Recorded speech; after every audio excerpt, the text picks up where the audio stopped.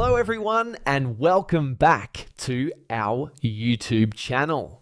In this video, I'm going to show you how to fix Roblox error 872. First, we'll start with something very simple yet powerful. So over the time, apps store temporary files to load faster, but sometimes those files get corrupted and the app starts acting weird. To resolve this issue, we will first head over to our device settings. From here, scroll down and tap on General. Once you're in the General Settings tab, look for iPhone Storage option and tap on it. Over here, you can either search for the app or you can scroll down and look for it. Then tap on the app. On the next screen, you need to tap on the Offload app option. A confirmation pop-up will come up. Now tap on the Offload app option here.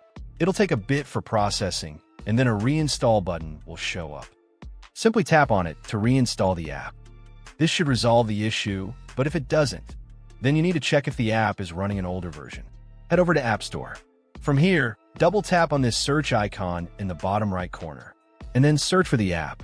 Once the app comes up in the search result, and if you see this update button right next to the app, simply tap on it to make sure you're running the latest version of the app. However, if you continue to encounter this issue, then you will need to completely reinstall the app, which usually resolves the problem. Head over to this screen the way we did before. And over here, tap on the Delete App option here to uninstall the app from your device. A confirmation pop-up will come up. Now tap on the Delete option here. Once uninstalled, open up App Store and search for the app in the search bar. After the app comes up in the search result, simply click on this cloud icon to install it back onto your device. Hopefully, this resolves the issue. If it does, consider sending a super thanks to support our channel. And also don't forget to hit the subscribe button. We'll see you in the next video.